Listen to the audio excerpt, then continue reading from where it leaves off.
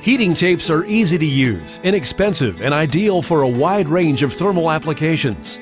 This instructional video will provide simple installation and tips to improve the longevity of your tape, application performance, and most importantly, your safety. Heating tapes offer many advantages for solving a wide range of gas, liquid, and solid heating applications. From controlling a process or the viscosity of a liquid to preventing condensation or protecting objects from freezing, heat tape can be used by almost any industry.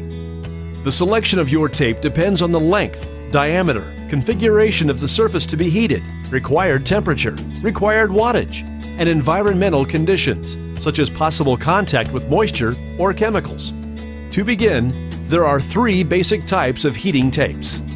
Heavy fiberglass insulated heating tape is equipped with high temperature tie downs and has a maximum temperature exposure up to 1400 degrees Fahrenheit or 760 degrees Celsius.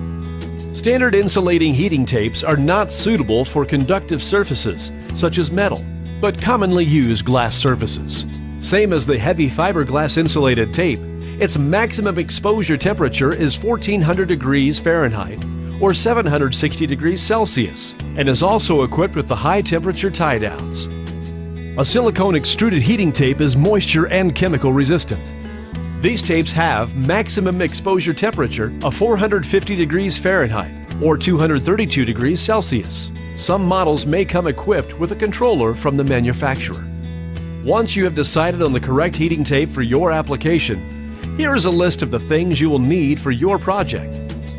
Your selected heating tape, pressure-sensitive and heat-resistant tape, such as fiberglass or aluminum, cloth rags, a tape measure, gloves, safety glasses, and a temperature-controlling device.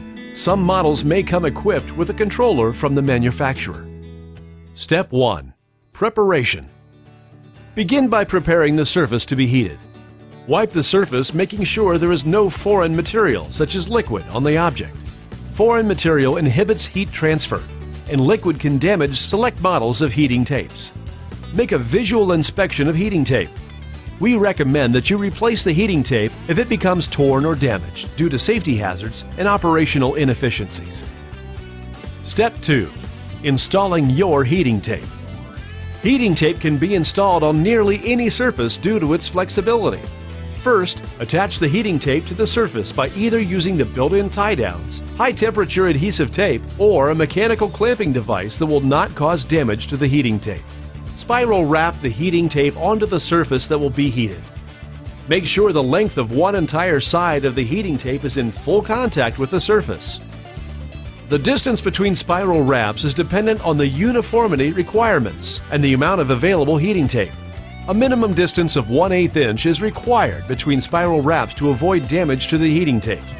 Ensure the heating tape is not kinked, twisted, overlapped on itself, or hanging free from the surface on which it will be heating.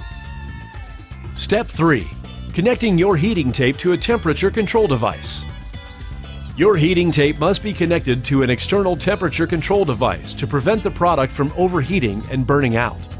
For proper heat control, secure a thermocouple, RTD, or other temperature sensing device with one strip of adhesive tape. Turn on your controller to the desired temperature and begin heating your application. Keep in mind, you'll want to always remember to examine your heating tape often to extend the longevity of your product. Here is a quick tip. You may want to use high temperature rated insulation that meets your application requirements, such as a moisture-resistant insulator or fiberglass, to reduce heat loss and increase efficiency.